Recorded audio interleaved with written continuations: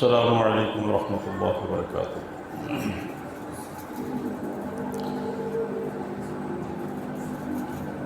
الحمد للہ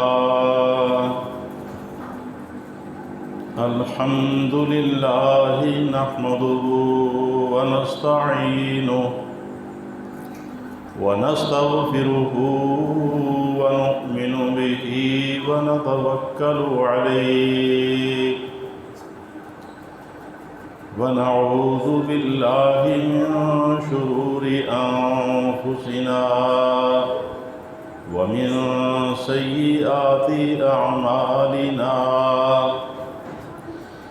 من يهده الله فلا مضل له ومن يضلله فلا هادي له ونشهد أن لا إله إلا الله وحده لا شريك له لا ند له ولا ضد له لا مثل له ولا مثال له ولا مثيل له ولا مماثل له ونشهد أن شفيعنا ونبينا وسندنا ومولانا محمدا عبده ورسوله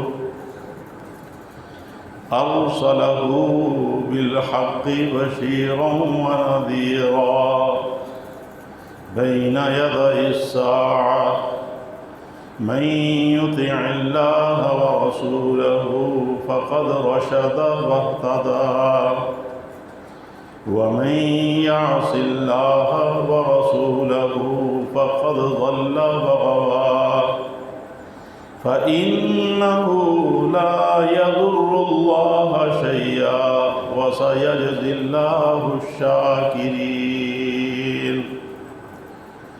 ألا لا إيمان لمن لا أمانة له ولا دين لمن لا عقد له ألا وإن النفس لن تموت حتى تستكمل رزقها أما بعد فإن أحسن الكتاب كتاب الله وخير الهدي هدي محمد صلى الله عليه وسلم وشر الأمور محدثاتها وكل محدثة بدعة وكل بدعة ضلالة وكل ضلالة في النار فأعوذ بالله من الشيطان الرجيم بسم الله الرحمن الرحيم إذا جاء نصر الله والفتح ورأيت الناس يدخلون في دين الله أفواجا فسبح بحمد ربك واستغفره إنه كان توابا وقال الله تعالى في مقام آخر اليوم أكملت لكم دينكم وأتممت عليكم نعمتي ورضيت لكم الإسلام دينا صدق اللہ العظیم۔ معزز حاضرین، یہ دو مقام سے جو قرآن پاک کی تلاوت ہوئی ہے، یہ دونوں مقامات قرآن مقدس کے آخری مقامات ہیں۔ یہ وہ آیات ہیں جو رسول اللہ صلی اللہ علیہ وسلم کے اوپر سب سے آخر میں ان کا نزول ہوا۔ جب حج کے موقع کے اوپر ایام تشریق میں رسول اللہ صلی اللہ علیہ وسلم مکہ مکرمہ میں پہنچے ہوئے ہیں اور ان آیات کا نزول ہو رہا ہے. بات یہ چل رہی ہے اذا جاء نصر اللہ والفتح، جب اللہ کی مدد اور فتح آ جاتی ہے. وَرَأَيْتَ النَّاسَ يَدْخُلُونَ فِي دِينِ اللَّهِ أَفْوَاجًا، تو آپ دیکھیں گے کہ کس طرح لوگ جوک در جوک اسلام کے اندر داخل ہو رہے ہیں. بات بڑی اچھی لگ رہی تھی، لیکن بہت سارے صحابہ اسی بات کے اوپر غمگین ہو رہے ہیں. حضرت عبداللہ بن عمر رضی اللہ تعالیٰ عنہ نے رونا شروع کر دیا.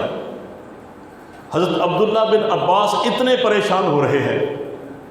کچھ صحابہ نے پوچھا کہ یہ تو اتنی خوشی کی بات ہے، اللہ اپنی مدد کی بات کر رہے ہیں، اللہ اپنی نصرت کی بات کر رہے ہیں، اور آپ اس میں رونا شروع کر دیا ہے. تو حضرت عبداللہ بن عباس رضی اللہ تعالیٰ عنہ فرمانے لگے کہ یہ آپ صلی اللہ علیہ وسلم کے وقت کے پورا ہونے کی دلالت ہو رہی ہے. اس بات پہ غور کرنے کی ضرورت ہے. تو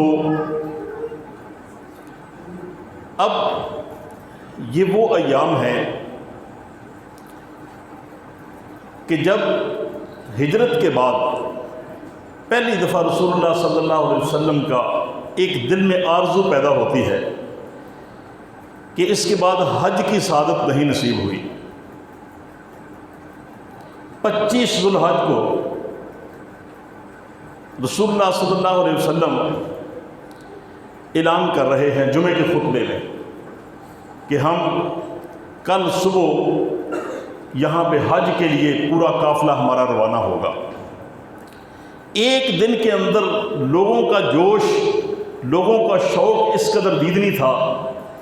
آپ صلی اللہ علیہ وسلم نے حضرت علی المرتضیٰ رضی اللہ تعالیٰ عنہ کو یمن سے بلایا، ازواج مطہرات کو بتا دیا کہ تمام کا ساتھ جائیں گے.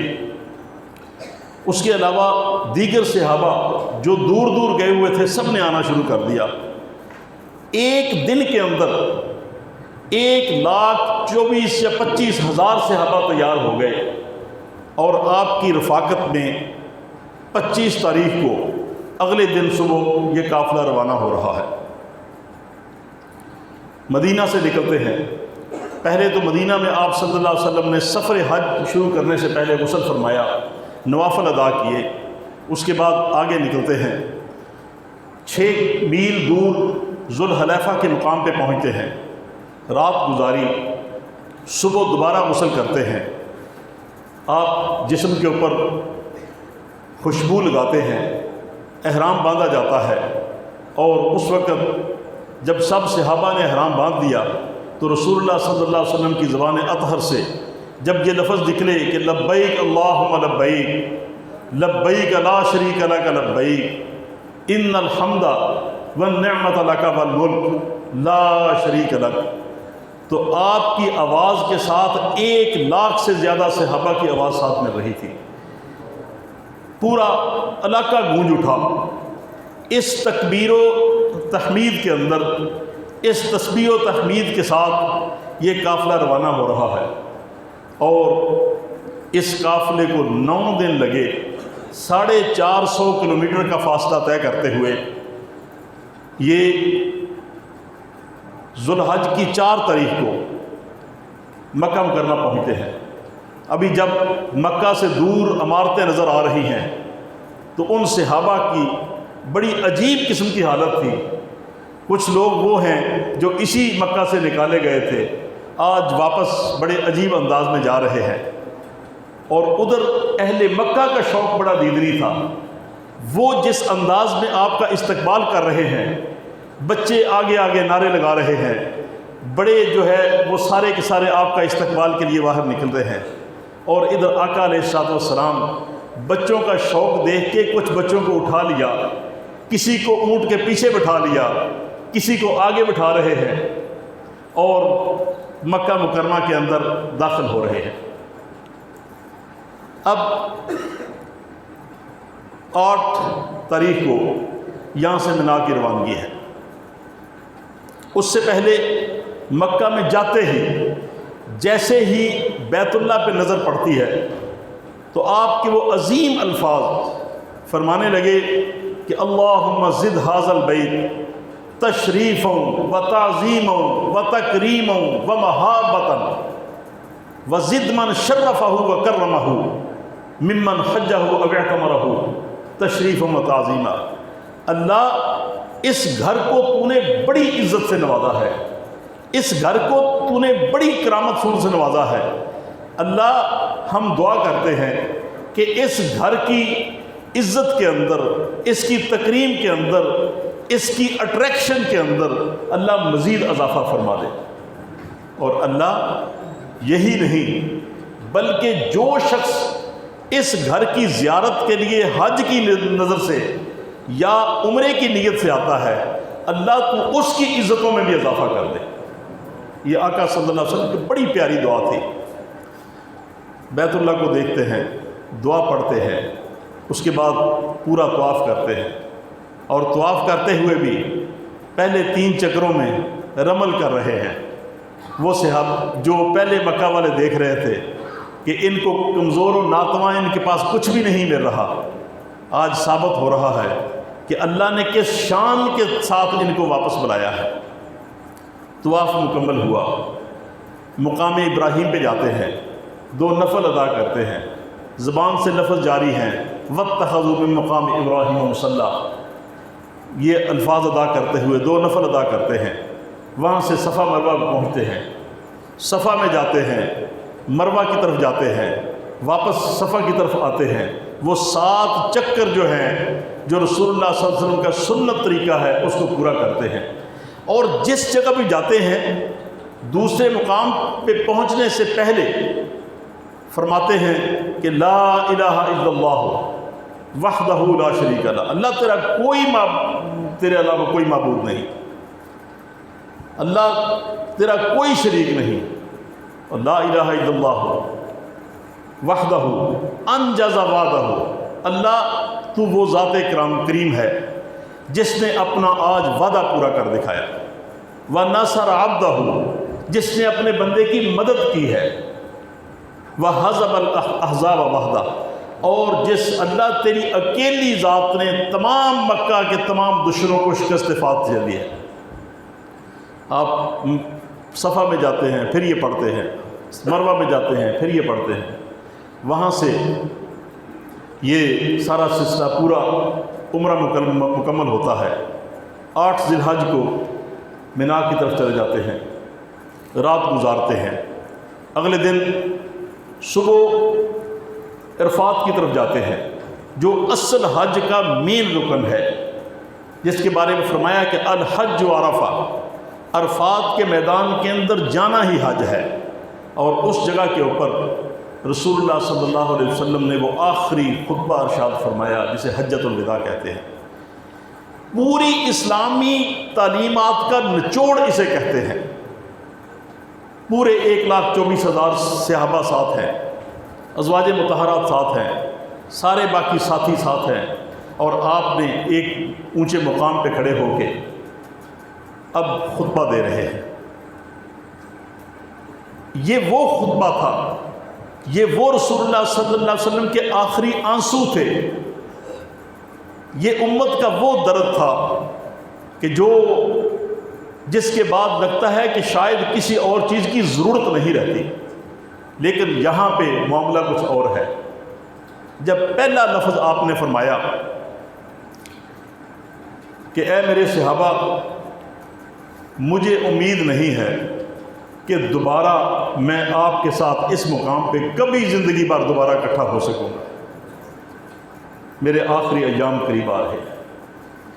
اس بات کے اوپر صحابہ تڑپ اٹھے، سب کی توجہ پوری طرح مبذول اس طرف ہو رہی ہے، اور اس کے بعد آپ صلی اللہ علیہ وسلم نے وہ مختلف باتیں، مختلف چیزیں جو آپ نے فرمایا کہ مجھے ایک بات کا خطرہ ہے، مجھے ایک بات کا شک ہے کہ خیال کرنا کہیں امت فرقوں میں، تفرقات میں، آپس میں لڑائی جھگڑے میں کہیں مبتلا نہ ہو جائے۔ اتحاد امت کے اوپر اتنا زور دیا. کبھی آپ فرما رہے ہیں کہ خیال کرنا ہے اپنے گھر والوں کے بارے میں بڑا اچھا سلوک کرنا ہے. آپ کا گھر سب سے پہلی ایک ادارہ ہے جہاں سے سب کی تعلیم، بچوں کی تعلیمات شروع ہوتی ہیں. بیویوں کے معاملات میں خدا کا خوف کرنا ہے، دیگر غلاموں کے بارے میں کیا کرنا ہے. آپ فرما رہے ہیں کہ خیال کرنا اللہ نے تمہیں ایک، تمہارا خدا ایک ہے، تمہارا باپ ایک ہے، اور تمہیں جو ایک دوسرے کے اوپر جو فضیلت ہے وہ نہ دولت کے باعث ہے نہ رنگ و نسل کے باعث ہے. خیال کرنا صرف اور صرف اگر رب کے ہاں کسی کا زیادہ مقام ہے وہ صرف تقوی کی بنیاد پہ ہے. ان اکرمکم عند اللہ اتقاکم. آپ کبھی فرما رہے ہیں کہ عرب کے اندر لڑائی جھگڑوں کی صرف دو وجہ ہوتی تھی. ایک انتقام، خون کا بدلہ لینا، اور دوسری بات ہوتی تھی سود کے اوپر جو معاملات چل رہے تھے. رسول کریم صلی اللہ علیہ وسلم نے دونوں چیزوں کو فرمایا کہ آج میں ان سابقہ چیزوں کو سب کو باطل قرار دیتا ہوں. میرے اپنے رشتہ دار ربیعہ بن حارث کا جو قتل ہوا تھا، حزیل نے جو قتل کیا تھا، میں اس قتل کا معاملہ سارا انتقام معاف کرتا ہوں. میرے خاندان کے کسی نے جو سود لینا تھا، میرے چچا کا معاملہ میں عباس بن عبد المطلب کا سود معاف کرتا ہوں، میں ختم کرتا ہوں. اس کے بعد بہت ساری جو چیزیں آپ نے اس آخری خطبہ کے اندر فرمایا. اب خطبہ مکمل ہوا. خطبہ کے بعد آپ ایک بات یہاں بھی فرما رہے ہیں. فرمایا کہ خیال کرنا جس طرح یہ آج کا دن ایک مقدس ہے، جس طرح یہ مہینہ مقدس ہے، جس طرح یہ شہر مقدس ہے، اسی طرح تمہاری عزت، تمہارا مال، تمہاری آبرو ایک دوسرے کے لیے مقدس ہے. خیال کرنا، ان کی بڑی حفاظت کرنا. جب سب چیزیں بتا چکے تو اس کے بعد آپ نے فرمایا کہ وَأَنْتُمْ تَسْأَلُونَ عَنِّي. لوگوں، ایک وقت آئے گا جب رب کی ذات میرے بارے میں سوال کرے گی کہ میں نے کچھ آپ کو پہنچایا ہے، تو تم کیا جواب دو گے؟ فما انتم قائلون. کیا جواب دو گے؟ سب صحابہ نے یک زبان ہو کے بتایا کہ یا رسول اللہ صلی اللہ علیہ وسلم انک قد بلغت. آپ نے اللہ کی تعلیمات اس کے فرامین کے پہنچانے کا حق ادا کر دیا ہے. وَأَدَّيْتَ. آپ نے وہ پورا اس امانت کو ادا کر دیا ہے. انک قد اصبحت. آپ نے ہمیں نصیحت پوری کر دی ہے. تو رسول اللہ صلی اللہ علیہ وسلم 3 دفعہ انگلی کھڑی کرتے، اللہم اشہد، اللہم اشہد. اللہ تو گواہ رہنا، اللہ تو گواہ رہنا، اللہ تو گواہ رہنا. اب یہ سارے معاملات جو چل رہے ہیں، دراصل وقت قریب آ رہا ہے جس وجہ سے آپ کی تعلیمات کی نہج تبدیل ہو رہی ہے. ان چیزوں پہ غور فوکس کیا جا رہا ہے کہ جس کے بعد اگر یہ چیزیں نہ بتائی جائیں تو پھر بھی کم از کم اس کے اندر کوئی مسئلہ مسائل نہ ہو. پھر اگلے دن یہ عرفات سے آتے ہیں، رات گزارتے ہیں مزدلفہ میں، صبح دوبارہ مینا میں آتے ہیں. ابھی قربانی سے قبل رسول اللہ صلی اللہ علیہ وسلم نے دوبارہ خطبہ ارشاد فرمایا اور پھر لوگوں کو پوچھتے ہیں، کہا کہ آج کون سا دن ہے؟ سب نے کہا یا رسول اللہ صلی اللہ علیہ وسلم اللہ اور اس کے رسول بہتر جانتے ہیں. فرمایا کیا یہ آج قربانی کا دن نہیں ہے؟ فرمایا قربانی کا دن ہے. پوچھا یہ کون سا مہینہ ہے؟ کہا یہ ذو الحج کا مہینہ ہے. کہا یہ کون سا شہر ہے؟ فرمایا یہ بلد الحرام ہے، یہ مکہ مکرمہ میں ہے.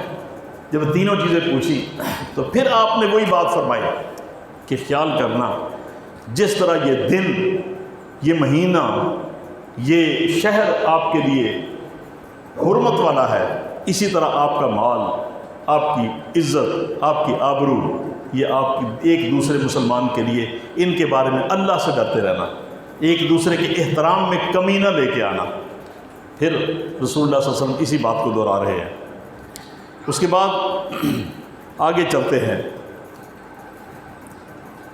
اور صحابہ کو کہتے جا رہے ہیں کہ اے صحابہ، مجھ سے حج کے مسائل سیکھ لو، جو کچھ پوچھنا ہے پوچھ لو، ممکن ہے اس کے بعد یہ نوبت نہ آئے کہ آپ مجھ سے یہ چیزیں پوچھ سکیں۔ ابھی انتہائی پریشانی کا عالم ہے، صحابہ اسی پریشانی میں کہ آپ کا ساتھ ابھی تھوڑا رہتا جا رہا ہے۔ آپ نکلتے ہیں، قربانی کے وقت آتا ہے، رسول اللہ صلی اللہ علیہ وسلم نے اپنے دست مبارک سے 63 جانور قربان کیے، بقیہ 37 حضرت علی مرتضیٰ رضی اللہ تعالیٰ نے قربان کیے۔ قربانی ہوتی ہے، واپس جو منا میں قیام کے بعد واپس آتے ہیں، مدینہ کی طرف جا رہے ہیں، رستے میں پھر ایک جگہ رکتے ہیں غدیر خم میں، وہاں پہ پھر ایک خطبہ دیتے ہیں، کہتے ہیں میرے صحابہ، مجھے لگتا ہے کہ رب کا بلاوا قریب آ رہا ہے، شاید میں آپ کے درمیان زیادہ دیر نہ رہ سکوں، جو مسائل سیکھنے ہیں، کسی کے کچھ پوچھنے والی چیزیں ہیں، وہ مجھ سے پوچھتے رہنا۔ اب صحابہ کی بھی ایک عجیب سلسلہ بنتا جا رہا ہے، رفاقت کا معاملہ جو ہے، آپ کے ساتھ کا معاملہ ان کے دلوں کو کاٹ رہا ہے۔ ادھر سے وقت پورا کر کے، حج پورا کر کے مدینہ میں آتے ہیں، تو مدینہ میں یہی صورت، اس کے اندر جو فرمایا فَسَبِّحْ بِحَمْدِ رَبِّكَ وَاسْتَغْفِرْهُ، اس کی پریکٹیکل مثال آپ نے بتائی۔ اس کے بعد اتنا زیادہ آپ اس کے اندر مصروف ہو گئے، اتنا رب کی تسبیح و تحلیل کرنا شروع کر دیا کہ شاید اس سے پہلے کبھی بھی ایسا موقع نہیں تھا۔ اور دوسری آیت جو ہے، جب خطبہ حجۃ الوداع ختم ہوا ہے تو اس کے بعد وہ آیت نازل ہو رہی ہے، اللہ تعالیٰ فرما رہے ہیں الیوم اکملت لکم دینکم واتممت علیکم نعمتی، کہ آج ہم نے دین کو مکمل کر دیا اور اپنی نعمت کا اتمام کر دیا۔ مدینہ منورہ میں ابھی چونکہ دن کم ہے، آپ صلی اللہ علیہ وسلم کی روٹین بھی تبدیل ہوتی جا رہی ہے۔ ایک دن حضرت فاطمہ کو بلاتے ہیں اور کہتے ہیں میری بیٹی، مجھے آج احد کے شہداء بڑے یاد آ رہے ہیں، تو میں ذرا ان کی طرف جا رہا ہوں۔ یہ مقام احد پہ گئے، رسول اللہ صلی اللہ علیہ وسلم مقام احد پہ جاتے ہیں، احد کے شہداء جہاں پہ دفن ہیں وہاں پہ جا کے اتنی لمبی دعا کی، حالانکہ جنازہ تو پڑھ چکے تھے، پھر دوبارہ جنازہ پڑھا، جنازہ پڑھتے ہیں، دعائیں کرتے ہیں، اتنی دعائیں کرنے کے بعد ان کو اس طرح الوداع کیا جس طرح ایک مشفق باپ اپنی اولاد کو کہیں الوداع کرتا ہے، اس انداز میں الوداع کر کے آ رہے ہیں۔ چند دن گزرتے ہیں تو جنت البقیع میں چلے جاتے ہیں، جہاں پہ دوسرے صحابہ دفن ہیں، ادھر جا رہے ہیں، ان کے لیے دعائیں کر رہے ہیں۔ آپ کی روٹین تبدیل ہوتی نظر آ رہی ہے، اور بڑا واضح طور پہ آپ جو ہے وہ آپ کی ابھی صحابہ کو بھی پتہ چل رہا ہے کہ یہ معاملات ذرا قریب ہوتے جا رہے ہیں۔ یہاں پہ ایک دن مدینہ منورہ مسجد نبوی میں خصوصی خطبہ دیا، اور خطبے میں فرما رہے ہیں کہ اے میرے صحابہ، خیال کرنا کہ میں آخرت کی طرف جا رہا، میں آپ سے شاید پہلے چلا جاؤں گا، میں آپ کی، اللہ میرے نے چاہا تو میں آپ کی گواہی ادھر پیش کروں گا، مجھے اللہ حوض کوثر بھی عطا فرمائیں گے، لیکن ساتھ خیال کرنا کہ علیکم بسنتی و سنت خلفاء الراشدین المہدیین، کہ جس طرح میں نے آپ کو ساری تعلیمات پہنچا دی ہیں، ان تعلیمات کے بعد میرے جو خلفاء راشدین آئیں گے، خیال کرنا ہے اللہ سے ان کے معاملے میں ڈرتے رہنا، جس طرح میری سنت آپ پہ فرض ہے، اسی طرح جو وہ بات کہیں گے وہ ان کی بات نہیں ہے بلکہ وہ ایسے ہی ہے جیسے میں نے وہ بات کہی ہے۔ خلفائے راشدین کون ہیں؟ سب نے پہلے سیدنا ابو بکر صدیق آتے ہیں، بعد میں عمر فاروق آتے ہیں، عثمان ذو النورین آتے ہیں، علی المرتضیٰ آتے ہیں۔ تو یہ ان کی بات چیت، ان کا کہنا، ان کی سنت ایسے ہی ہے بقول آقا علیہ الصلوۃ والسلام کے، کہ جس طرح آقا علیہ الصلوۃ والسلام کے الفاظ ہیں۔ یہ خطبہ ختم کرتے ہیں، وقت اور قریب ہوتا جا رہا ہے، ابھی علالت شروع ہو رہی ہے۔ 29 تاریخ کو یا ربیع الاول سے پہلے 29 صفر کو آپ ایک جنازے سے واپس آئے تو آپ کے سر میں شدید درد ہو رہی ہے۔ حضرت ابو سعید خدری رضی اللہ تعالیٰ عنہ نے پہ ہاتھ لگایا، انہوں نے کہا گویا میرا ہاتھ جل رہا تھا۔ آپ کو سہارا دیا، سہارا دے کے گھر لے کے آتے ہیں۔ اب تمام ازواج مطہرات نے اپنا فیصلہ دیا کہ یہ آپ صلی اللہ علیہ وسلم کی طبیعت ٹھیک نہیں ہے، لہٰذا آپ کو حضرت عائشہ کے جو گھر تھا، ان کا حجرہ تھا، اسی میں شفٹ کر دیا جائے۔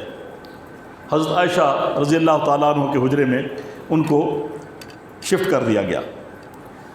حضرت عائشہ فرماتی ہیں کہ آپ پہ تکلیف آ رہی ہے، میں دیکھ رہی ہوں، تو میں نے پہلے بھی چونکہ دیکھا تھا کہ جب بھی رسول اللہ صلی اللہ علیہ وسلم کو تھوڑا سا تکلیف آتی تو آپ اپنے ہاتھ پہ پڑھتے اللہم اذہب الباس رب الناس واشف انت الشافی لا شفاء الا شفاؤک شفاء لا یغادر سقما۔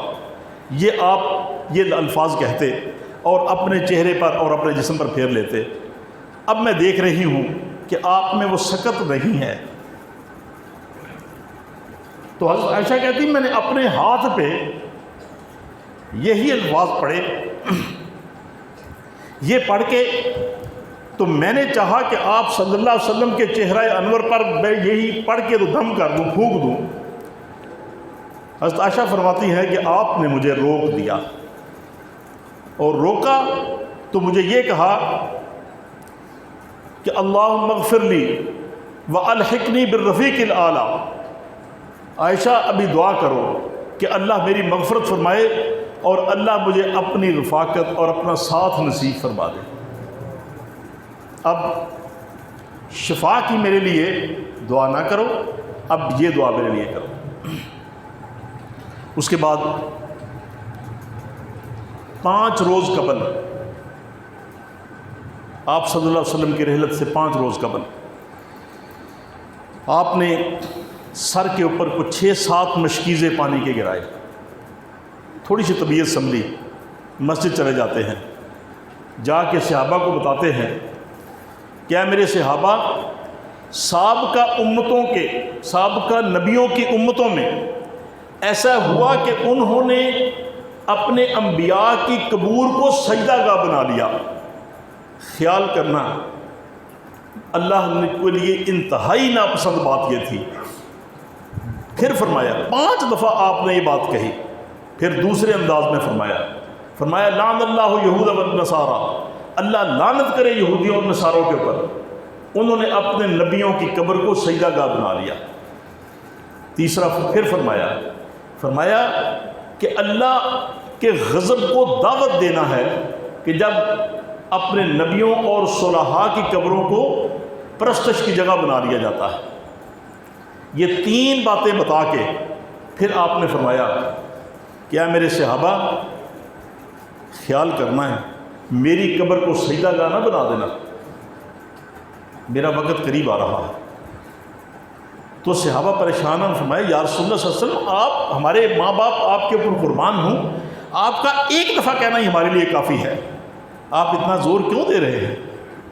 تو آپ صلی اللہ علیہ وسلم نے ہاتھ اوپر کیا اور فرمانے لگے اللہ تو گواہ رہنا، میں نے اس بات کو اپنے سارے صحابہ کو بتا دیا ہے کہ میری قبر کو سجدے کی جگہ نہ بنا دینا۔ اتنا آپ صلی اللہ علیہ وسلم پریشان ہیں اس معاملے کے اندر۔ پھر آپ نے فرمایا کہ مجھے اس پہ ابھی کوئی شک نہیں ہے، مجھے یقین ہے کہ اللہ نے آپ کے دلوں کے اندر توحید کی دولت کو راسخ کر دیا ہے، اب آپ شرک نہیں کرو گے، کوئی شیطان آپ کو شرک کے اوپر نہیں اکسا سکتا، لیکن خیال کرنا مجھے ڈر اس بات کا ہے کہیں آپس میں آپ لڑائی جھگڑے میں مبتلا نہ ہو جائیں، ایک دوسرے کی عزتیں پامال نہ کرنا شروع کر دیں، ایک دوسرے کے اوپر کوئی گالی گلوچ نہ شروع کر دیں، ایک دوسرے کے اوپر آبرو پامال نہ کرنا شروع کر دیں، مجھے اس بات کا ڈر ہے۔ یہ خطبہ آپ نے ارشاد فرمایا۔ اس کے بعد پھر رسول اللہ صلی اللہ علیہ وسلم فرماتے ہیں کہ اللہ نے ایک شخص کو ایک چوائس دیا ہے کہ تمہاری مرضی ہے کہ تم آخرت قبول کر لو یا دنیا میں رہنا چاہتے ہو، تو اس شخص نے آخرت اور اللہ کا ساتھ قبول کر لیا۔ ابھی یہ بات کی تو حضرت ابو بکر صدیق رضی اللہ تعالیٰ عنہ زاروں قطار رونا شروع کر دیا۔ ایک صحابی کہتے ہیں کہ ابو بکر آپ تو کسی شخص کی بات کر رہے ہیں، آپ کسی شخص کی بات کر رہے ہیں، آپ پریشان ان کے لیے کیوں ہو رہے ہیں؟ تو حضرت ابو بکر صدیق رضی اللہ تعالیٰ عنہ فرماتے ہیں کہ آپ کو اشاروں کی سمجھ نہیں آتی؟ جب اتنی بات کہی تو رسول اللہ صلی اللہ علیہ وسلم نے فرمایا کہ یہ میرا ساتھی ایک ایک بات کو سمجھتا ہے۔ ساتھ ہی فرمانے لگے کہ میں نے ساری دنیا کے احسانات کا بدلہ دے سکتا ہوں، مگر ابو بکر کے احسانات کا بدلہ نہیں دیا جا سکتا، یہ میری ایک ایک رمز سمجھتا ہے۔ پھر اس کے بعد اسی لمحے کچھ انصار مدینہ وہ رو رہے ہیں کہ ہمیں رسول اللہ صلی اللہ علیہ وسلم کی رفاقتیں یاد آ رہی ہیں، ابھی وہ گھر سے نہیں نکل رہے، ان کا آنا، ان کا بیٹھنا، ان کا بات کرنا وہ ہمیں یاد آ رہا ہے، تو وہ ہمیں ابھی چیزیں دکھ دے رہی ہے۔ اور آخر میں آپ نے ایک اور بات فرمایا کہ خیال کرنا اسامہ، تم نے تمہارے باپ کو شام کے اندر شہید کر دیا گیا تھا، اب لشکر تم نے لے کے جانا ہے اور ان سے جا کے انتقام لینا ہے، یہ لشکر روانہ ہوگا۔ تو اس پہ کچھ منافقین نے کہا کہ کل کا بچہ ہے اور اس کو آپ صلی اللہ علیہ وسلم نے فرما دیا کہ یہ لشکر لے کے جائے گا، تو رسول اللہ صلی اللہ علیہ وسلم نے فرمایا کل آپ کو اس کے باپ کے اوپر اعتراض تھا، آج اس کے اوپر اعتراض کر رہے ہیں، مجھے خدا کی قسم ہے وہ بھی اس قابل تھا، یہ بھی اس قابل ہے، یہ ضرور جائے گا۔ اور یہی وہ اسامہ تھے کہ جب رسول اللہ صلی اللہ علیہ وسلم کے وصال کے بعد لوگوں حضرت ابو بکر صدیق رضی اللہ تعالیٰ عنہ لشکر کو روانہ کرنے لگے تو کچھ لوگوں نے کہا کہ ابو بکر دوبارہ سوچ لو، اس لشکر کا سپہ سالار کیا یہ کام کر پائے گا؟ تو حضرت ابو بکر صدیق رضی اللہ تعالیٰ نے فرمایا کہ مجھے یہ تو بات قبول ہے کہ ایسی نوبت آئے کہ یہاں سے سب کے سب نکل جائیں اور ابو بکر اکیلا مدینہ کے اندر ہو، درندے آ کے ابو بکر کا گوشت نوچ لیں، مجھے یہ قابل قبول ہے، لیکن یہ قبول نہیں ہے کہ جس لشکر کی روانگی کا حکم رسول اللہ صلی اللہ علیہ وسلم نے اپنی زبان اقدس سے دے دیا ہے اس کو ابو بکر منع کر دے کہ ابھی حالات کے پیش نظر یہ نہیں جائے گا، یہ نہیں ہو سکتا۔ یہ وہ اسامہ تھے، ان کی تیاری اور ان کا لشکر کا حکم بھی ابھی دیا جا رہا ہے۔ اس کے بعد جب 4 روز رہ گئے ہیں، 4 دن رہ گئے، رسول اللہ صلی اللہ علیہ وسلم نے مغرب کی نماز خود پڑھاتے ہیں، مغرب کی نماز پڑھائی اور سورہ مرسلات کی تلاوت کی، جس کے اندر اللہ نے بار بار ایک بات فرما رہے ہیں ویل یومئذ للمکذبین، کہ آخرت کے دن کو جھٹلانے والوں کے لیے ناکامی ہے، بار بار اس کے اندر سورت کے اندر آیت فرما رہے ہیں۔ آپ مغرب کی نماز پڑھا کے گھر آ جاتے ہیں، عشاء کی نوبت نہیں آتی، عشاء کے وقت آپ کو غشی کے دورے چل رہے ہیں، ہوش آیا تو کہا عشاء کی نماز ہو چکی ہے؟ صحابہ نے کہا کہ یا رسول اللہ صلی اللہ علیہ وسلم سارے ساتھی انتظار کر رہے ہیں آپ نے فرمایا پھر بے ہوشی ہو گئی، تھوڑی دیر بعد ہوش آتا ہے کہا نماز ہو گئی ہے؟ سب نے کہا یا رسول اللہ انتظار کر رہے ہیں۔ 3 مرتبہ آپ نے پوچھا لیکن ہمت نہیں پڑ رہی، اور پھر رسول اللہ صلی اللہ علیہ وسلم نے فرمایا کہ ابو بکر میرے مسلح پہ کھڑے ہو کے نماز پڑھا دو۔ حضرت عائشہ فرماتی ہیں کہ یا رسول اللہ صلی اللہ علیہ وسلم ممکن ہے یہ میرے باپ کے لیے مشکل ہو جائے، وہ نرم مزاج آدمی ہیں، وہ آپ کی جگہ کھڑے نہیں ہو پائیں گے۔ تو رسول اللہ صلی اللہ علیہ وسلم نے فرمایا کہ نہیں، ابو بکر ہی نماز پڑھائیں گے۔ کچھ لوگوں نے عمر کو کہا، عمر نے کہا جی کہ یہ چونکہ آپ نے حکم ہی ان کو بتایا ہے۔ حضرت ابو بکر رضی اللہ تعالیٰ عنہ نماز پڑھاتے ہیں۔ 17 نمازیں آپ کی زندگی میں حضرت ابو بکر رضی اللہ تعالیٰ عنہ نے پڑھائی ہیں، اور اس دوران ہی آپ نے فرمایا کہ میری پھوپھی کو بلا لو، میری بیٹی کو بلا لو۔ فاطمہ آتی ہے، آپ کی پھوپھو صفیہ آتی ہیں، اور آپ ان کو اتنا سخت الفاظ کہتے ہیں۔ آپ نے فرمایا میری بیٹی اور میری پھوپھو یاد رکھنا اللہ کے ہاں عمل ہے، فَمَن يَعْمَلْ مِثْقَالَ ذَرَّةٍ خَيْرٍ يَرَهُ وَمَن يَعْمَلْ مِثْقَالَ ذَرَّةٍ شَرًّا يَرَهُ۔ جس نے ایک نیکی کی اللہ کی ذات اس کو اس کا بدلہ ضرور دے گی۔ خیال کرنا، اس چکر میں نہ رہ جانا کہ میرا بھتیجا نبی ہے، میرا باپ نبی ہے، بلکہ اعمال کے اندر کسی قسم کی کوتاہی نہ کر بیٹھنا۔ پھر ابھی اور وقت قریب ہوتا جا رہا ہے،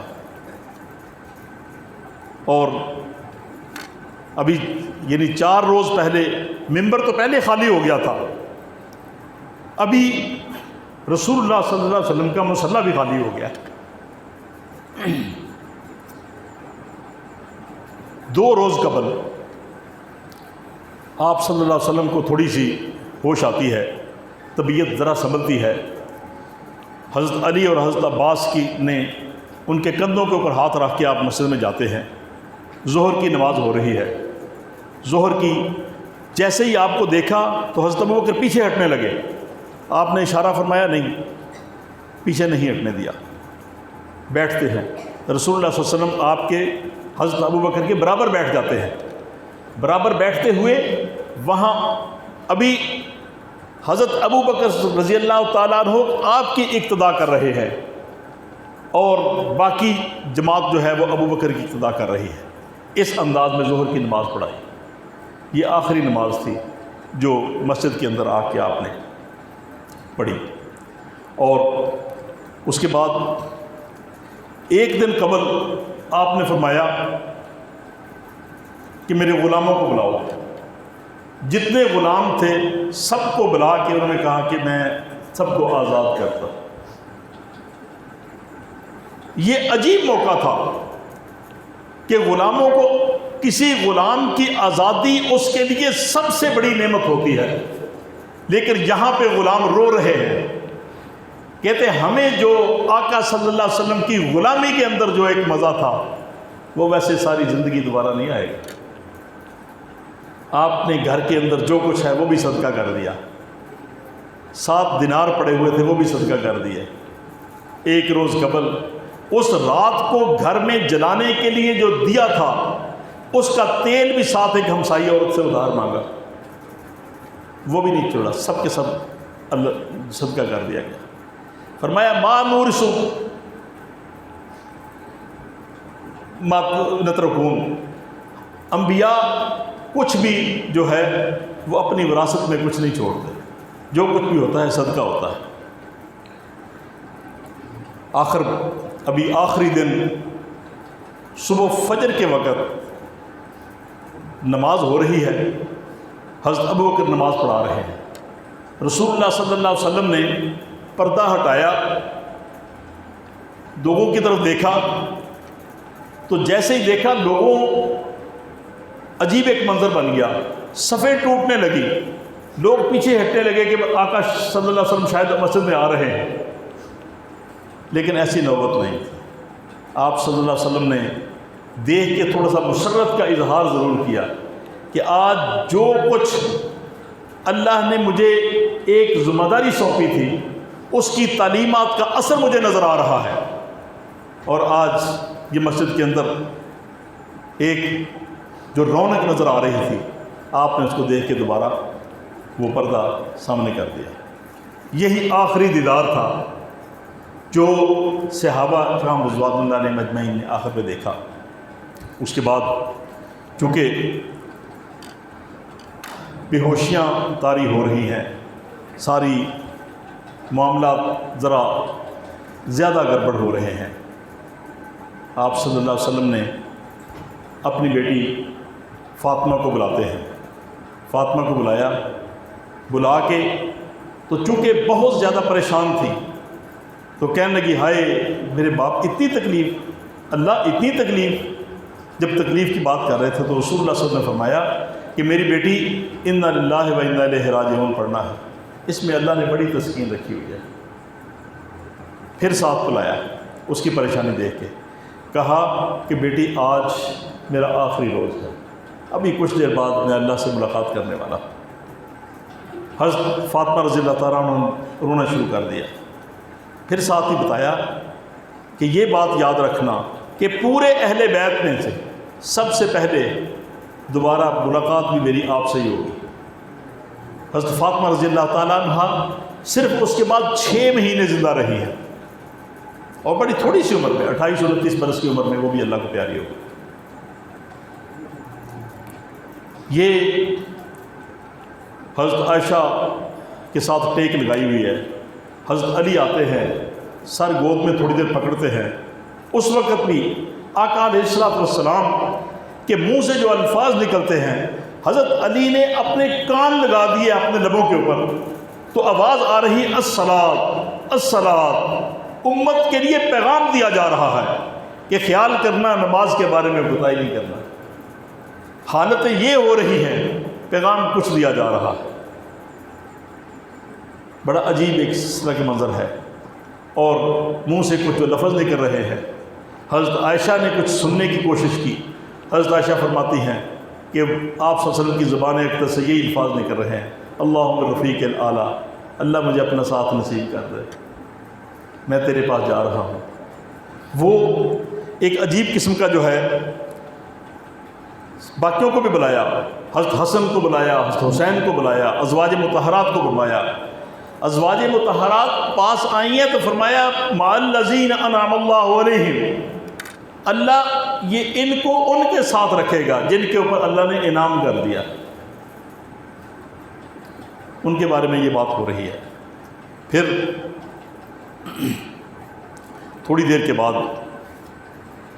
بار بار پیالہ پانی کا رکھا ہوا ہے، ہاتھ اس میں پانی کے اندر ڈالتے ہیں، چہرے پہ لگاتے ہیں، اور ساتھ فرمایا لا الہ الا اللہ ان للموت سکرات، اللہ کے علاوہ کوئی عبادت کے لائق نہیں، لیکن خیال کرنا ہے کہ موت اپنی سختی کے ساتھ ہے، موت ایسے نہیں، موت اپنی سختی کے ساتھ ہے۔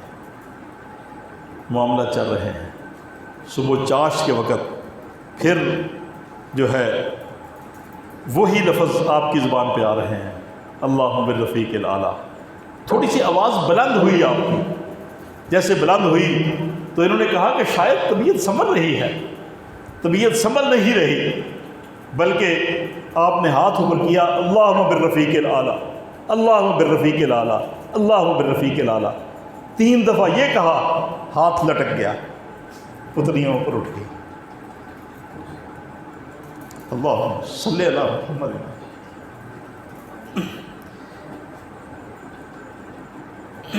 یہ آخری وقت تھا، اور آپ صلی اللہ علیہ وسلم کی روح پرواز کر جاتی ہے۔ اس کے بعد ایک عجیب منظر ہے، صحابہ کا ایک عجیب منظر سامنے نظر آ رہا ہے۔ جو کھڑا ہے وہ کھڑا رہ گیا، جو بیٹھا ہے بیٹھا رہ گیا۔ کسی کو پتہ چلا وہ مدینہ چھوڑ کے باہر جنگل کی طرف بھاگ گیا، کوئی سمجھ نہیں آ رہی کسی کو کہ کیا بات ہو رہی ہے۔ عجیب قسم کا معاملہ چل رہا ہے، لوگوں کے جگر کٹ رہے ہیں، آنکھیں خشک نہیں ہو رہی۔ باہر جاتے ہیں مسجد کے پاس حضرت عمر فاروق رضی اللہ تعالیٰ عنہ انتہائی پریشانی کی حالت میں بتا رہے ہیں کہ خبردار کوئی یہ بات نہ کہے کہ آقا صلی اللہ علیہ وسلم اس دنیا سے چلے گئے ہیں، کوئی یہ بات نہ کہے، وہ اسی طرح گئے ہیں جس طرح حضرت موسیٰ 40 دن کے لیے گئے تھے، واپس آ گئے تھے، وہ اسی طرح واپس آئیں گے۔ جو ان کے اوپر وفات کا الزام لگاتے ہیں وہ ان کے ہاتھ پاؤں کاٹیں گے۔ کیا باتیں کر رہے ہیں؟ خیال کرو، اگر جس نے یہ اعلان کیا میں تلوار لے کے سامنے آتا ہوں۔ ابھی جب عجیب باتیں سن رہے ہیں تو حضرت ابوبکر صدیق رضی اللہ تعالیٰ عنہ نے دیکھا، دیکھ کے ان کو منع نہیں کیا۔ حالات ہی بڑی عجیب ہے نا، منع نہیں کیا، بلکہ حضرت ابوبکر صدیق رضی اللہ تعالیٰ فرمانے لگے کہ ان الحمدللہ، اللہ کی تسبیح بیان کرنے کے بعد فرمایا جا رہا ہے کہ پہلی آیت پڑھی، وما محمد الا رسول قد خلت من قبلہ الرسل افإن مات او قتل انقلبتم على اعقابکم ومن ينقلب على عقبیہ فلن یضر اللہ شیئا، کہ محمد صلی اللہ علیہ وسلم اللہ کے رسول تھے، ان سے پہلے بھی تمام رسول اللہ کے ہاں چلے گئے، اور ان کے جانے کے ساتھ ہی اگر آپ پلٹنا چاہو گے، اس دین سے پلٹ جاؤ گے، اگر کوئی ایسی بات کرتے ہو تو خیال کرنا کہ رب کا کچھ نہیں بگاڑ سکتے۔ اور ساتھ ہی فرمایا کہ من کان منکم یعبد محمدا فإن محمدا قد مات، جو کوئی محمد صلی اللہ علیہ وسلم کی عبادت کرتا تھا وہ خیال کرے کہ اب رسول اللہ صلی اللہ علیہ وسلم اس دنیا میں نہیں رہے، لیکن جو رب کی عبادت کرتا تھا وہ جان لے فإن اللہ هو حی لا یموت۔ یہ خطبہ ارشاد فرمایا۔ صحابہ کہتے ہیں کہ ہمیں لگا جیسے یہ آیت پہلی دفعہ آج نازل ہو رہی ہے۔ حضرت عمر فاروق رضی اللہ تعالیٰ عنہ کھڑے کھڑے سن کے اپنے قدموں پہ گر پڑے۔ عجیب ایک منظر سلسلہ چل رہا تھا۔ حضرت فاطمہ فرما رہی ہیں کہ سبت علیہ مصائب لو انہا سبت النہار سرنا لیالیا، مجھ پر اتنی بڑی مصیبت نازل ہو گئی ہے کہ شاید دن کے اوپر ہو، دن بھی رات میں تبدیل ہو جائے۔ حضرت فاطمہ بول پن میں ایک بات کہہ رہی ہیں، کہتی ہیں کوئی ہے جو جبریل امین کو اطلاع دے دے؟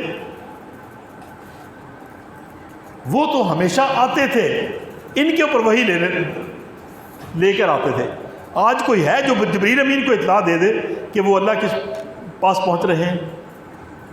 حضرت عائشہ رضی اللہ تعالیٰ عنہ فرما رہی ہیں کہ یہ آقا کی وہ شخصیت تھی جنہوں نے فرمایا کہ انسانیت کی معراج، انسانیت کا مقام نہ پیسے میں ہے، نہ دولت میں ہے، نہ کسی اور چیز میں ہے، صرف اور صرف اس کا ایک عظیم اخلاق کے اوپر ہے، جس کا اخلاق عمدہ ہے وہی عظیم ہے۔ یہ آپ صلی اللہ علیہ وسلم نے فرما چکے ہیں۔ یہ وہ تھے جن کا دروازہ ہر وقت کھلا رہتا تھا، یہ وہ تھے جن کے موتیوں جیسے دانت شہید کر دیے گئے انہوں نے صبر کیا، جن کی پیشانی کے اوپر زخم لگائے انہوں نے ان کو معاف کر دیا۔ ایک عجیب سلسلہ بہرحال چل رہا تھا۔ آخر پہ ابھی تدفین کی باری آ رہی ہے۔ حضرت ابوبکر صدیق رضی اللہ تعالیٰ جاتے ہیں تو جا کے آقا علیہ الصلوۃ والسلام کی پیشانی پہ بوسہ دیتے ہیں اور کہتے ہیں کہ میرے ماں باپ آپ کے اوپر قربان ہوں، آپ کی زندگی بھی انتہائی پاکیزہ گزری ہے اور آپ کی یہ وقت بھی بڑا پاکیزہ گزرا ہے، مجھے اللہ کی قسم ہے اس کے بعد آپ موت جو آپ نے ذائقہ چکھنا تھا وہ چکھ لیا ہے، اس کے بعد دوبارہ آپ کی ایسے سچویشن سے گزرنا نہیں پڑے گا۔ اور ساتھ ہی کہنے لگے کہ آقا ہر سفر میں مجھے ساتھ لے کے چلے ہیں، آج مطلب سب کی ایک عجیب حالت ہے۔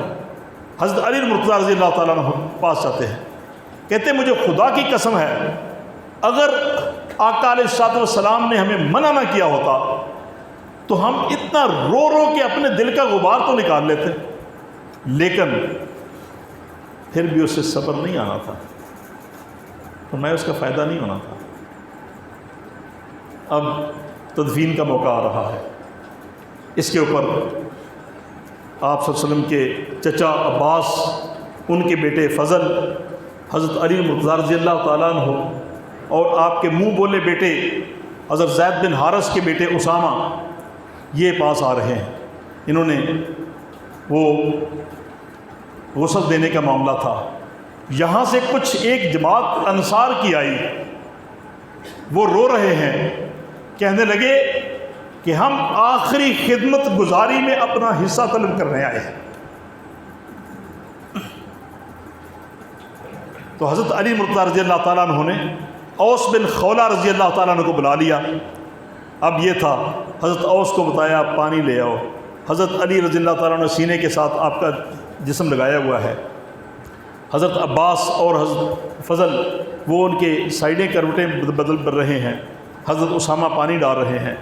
یہ ساری جب غسل ہو گیا، اس کے بعد تدفین کا معاملہ، اس کے اوپر جو ہے وہ بھی آپ کے انہی افراد نے، حضرت عبد الرحمن بن عوف ساتھ شامل ہوئے، انہوں نے آپ کو اسی جگہ پہ حضرت عائشہ کے حجرے کے اندر ہی جو قبر کھودی ہوئی تھی، آپ صلی اللہ علیہ وسلم کا وہی آخری بستر نیچے بچھا دیا گیا، اسی کے اوپر آپ کو لٹا دیا ہے، اور اسی انداز میں انہوں نے آپ کی تدفین کی۔ جو چیزیں تھیں آپ کی، حضرت ابو طلحہ نے ریکویسٹ کی کہ آپ کے بال مبارک تھوڑے سے لے لیے۔ حضرت دوسرے ایک صحابی تھے، حضرت انس بن مالک نے کچھ بال لے لیے، ایک آپ کا جوتا مبارک لے لیا۔ حضرت ابوبکر صدیق رضی اللہ تعالیٰ عنہ کے پاس ایک مہر نبوت آ گئی، حضرت علی مرتضیٰ رضی اللہ تعالیٰ عنہ کے پاس آپ کی ایک تلوار آ گئی۔ تو یہ چیزیں تھیں جو کہ تقسیم ہو رہی ہیں ادھر ہی۔ اور سب سے بڑی چیز، اس کائنات کی سب سے قیمتی ترین چیز جو تھی رسول اللہ صلی اللہ علیہ وسلم کی، وہ ساری کی ساری وہ پوری انسانیت کو وہ تقسیم کر گئے، اور وہ ہے قرآن پاک، جو کہ چند روز قبل بھی جس کے اعلان فرما رہے ہیں کہ لوگوں خیال کرنا کہ میں تم میں وہ چیز چھوڑ کے جا رہا ہوں، مجھے خدا کی قسم ہے جب تک تم اس کے ساتھ اپنے آپ کو تعلق وابستہ رکھو گے تم کبھی گمراہ نہیں ہو سکتے۔ اور یہ قرآن مقدس ہے، وہ ہم سب کو دے گئے، پوری امت کو دے گئے۔ بڑی ایک وہ اللہ تعالیٰ کی درجات میں بلند فرمائے۔ اللہم صلی علی محمد وعلی آل محمد کما صلیت علی ابراہیم وعلی آل ابراہیم انک حمید مجید۔ اللہم بارک علی محمد وعلی آل محمد کما بارکت علی ابراہیم وعلی آل ابراہیم انک حمید مجید۔ وآخر دعوانا الحمد للہ رب العالمین۔